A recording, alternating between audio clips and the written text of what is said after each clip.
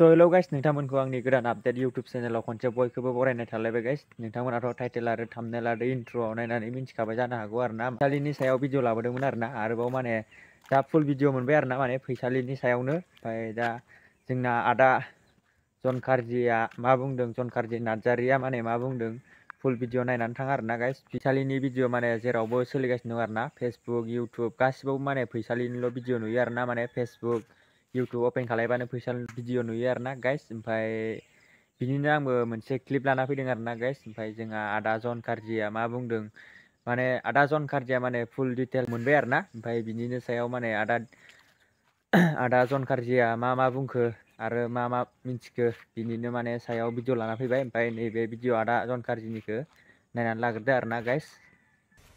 आं दा दसे उनाव नोंसोरनो मोनसे अडिअ रेकर्ड खोनासंहोगोन।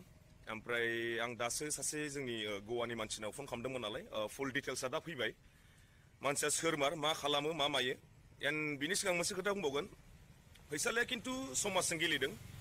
ओमफ्राय बियो टटेलि ससियेल मिडियानि थ्रुयै बियो माने पाब्लिकखौ थगायदों। ओमफ्राय जायखिया नोंसोर अडिअ रेकर्डखौ खोनासंनानै लायोबा मिथिगोन। हेलौ हेलौ हेलौ दासो खोनाबाय। औ खोनाबायना? दासो खोनादों आंबो नै मोजां। ओमफ्राय ब्रादार, ओमफ्राय थारमाने बुस्थुआ जाहैबाय आंबोथ' खोनादों खोनानाया गवायाव दंमोन होननानै। ओमफ्राय मानसिया मा गवायाव दंमोन आरो ना? गवायाव दंलै, गवायाव दं। गवायाव दं। आदसा, मानसिया मा हाबा जाखानाय नामा हौवायाबो? हाबा जाखानायलै हौवाया।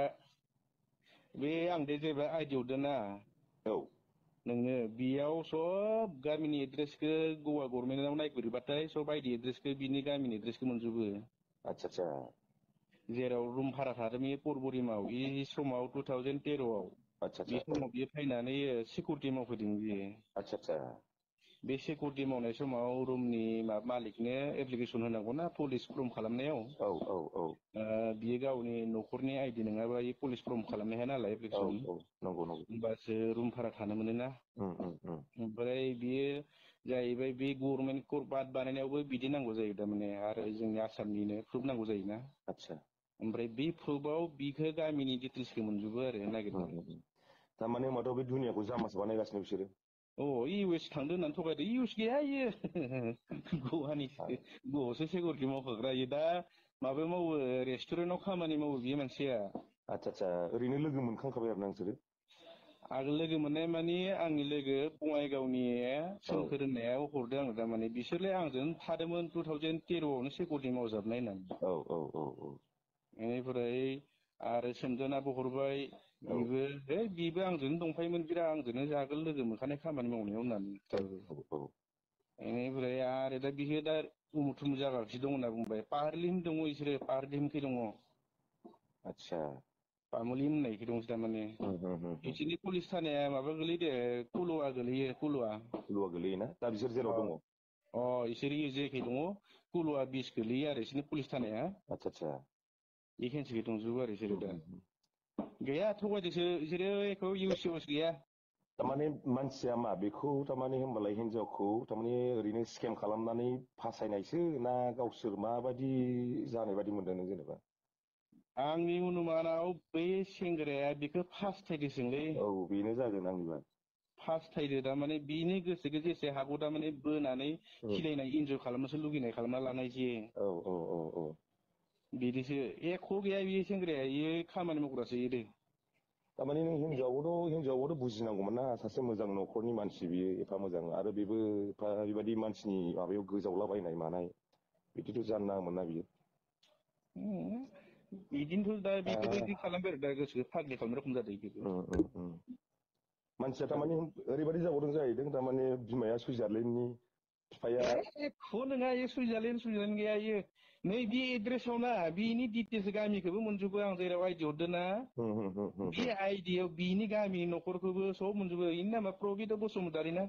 पबित्र बसुमतारि। बिनि गामिनि सब नागिरना मोनजोबो बेयावनो। एख' गैया इयो गवासो थायो। आसरित मानसिलै। एख' गैया, इयो 2013आव फैनाय। ओरैनोथ' रिपर्टआ फैखादों जोंनियाव गवायाव दं होननानै।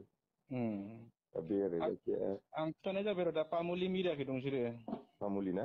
तामुलि मिडिया कुलुआ बिस्तार इसिना पुलिस गोलै कुलुआ सानबेसे जाम्बा बानायनोब्रा मानसिफोरखौलाय सानबेसे जाम्बा बानायनो आंबो दुखु नांदो इदि जाति न'खर मालायनिखौ सेफायनाया बया नाङोना जायोबाबो बेनो जादों खोथाया जायबाबो एसेबाबो दुखु नाङो निजिनि जाथियानो बेसे रायजो मिजों थांना मा जागासिनो दङ आरो बिदिनो मैया थारमाने गाव आंजों रायलायदोंमोन नालाय फैसालिया ओमफ्राय बेवहाय गावबोथ' बुंहरबाय आं ओरैबायदि मादों होननानै ओमफ्राय आंबो साना हसियानो माखासे बुस्थुखौ एनालाइज खालामा हसिया आं मोनसे भिडिअ होदोंमोन ना मैया भिडिअ होदों आङो भिडिअ होदोंमोन आङो थारमाने आं उनावहाय सानफिनबाय आं बुस्थुआथ' माने अनेक बुस्थुखौ आं सानदों आरो गोथौयै ओमफ्राय बिदिथ' जाथावनो हानाय नङा जुदि सुइजारलेण्डनि मानसि मारबा इउ एस ए नि मानसि मारबा ओंखायनो आं दा मोनसे भिडिअ बानायबावदों आं बेनाव स्टेटमेन्टखौ बिदों आङो गैया बिसोरो एख' सुइजारलेण्ड गैया बिसोर बेंगालरबो थाङाखै डाइरेक्ट कर्नाटकआव हरसे थाफैदों कर्नाटकआव हरसे थाफैनायखौ मिथिदों आङो नेटआव नायदोंमोन ना नेटआव नायनायाव कर्नाटकआव माबा नांदोंमोन रेंक नांदोंमोन ओमफ्राय उनाव गवा बर्डाराव अखानायै फुङाव मोनफैदों बिसोरो गवायाव गवायाव मोनफैनानै बिसोरो ओमफ्राय सुइस अफ आं खालामबावदोंमोन मबाइलखौ इनावबो फन खालामदोंमोन आङो बेनिफ्राय इयाव खालामनायाव गैया सुइस अफ आंखौ हमानो दानिया बेखौनोथ' फनखौनो मानसिया हाबा जाखानायसै आरो ना आरो हाबा जाखानायसोलै फास्थायदोसो बेखौ इनि गोसोखौ फुस्लायनानै फास्थायनानैसो लानाय रखम जादों माबा मोनसे खालामनासो लाबनायलै इखौ जि फसायदोसो नङाबा इदिबो गोसो गलिनाय नङाना इबो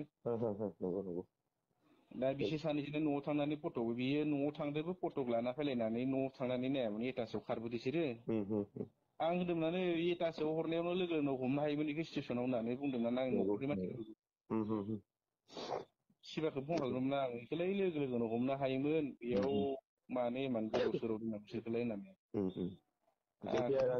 जेबो नङा डिटेल्सआथ' लासै लासै फैगासिनोखा बेखौ आरो दुनियाखौलाय सानबेसे जाम्बा बानायनो बिसोरलाय जेबो नङा दे बिसोर सानैखौ गवायावनो दङ गवानिफ्राय बरफ खाराखै जागोन दे जायखिया आं नोंजों कन्टेक्टआव थाबाय थागोन दे जागोन दे आंथ' मिथिखादानो हमबाथाय मोनखागोनानो जों होननानै जोंथ' खारबोखायाना जोंथ' आरो थाखानाय आउटआव होननानै नंगौ जों आरो नायबायसो दं होननानै फैबाय थादों जोङो ओरैनो नोंसोर गवायावनो दं नोंसोरो गवायावनो दं आङो आदसा दे जागोन दे फंबाय होनबा दे कन्टेक्टआव थाबाय थागोन दे आंजों दे जागोन दे दा बे कल रेकर्डखौथ' नायनानै नुखाबाय आरोना गाइस मा बुंखो मा होनखो ओमफ्राय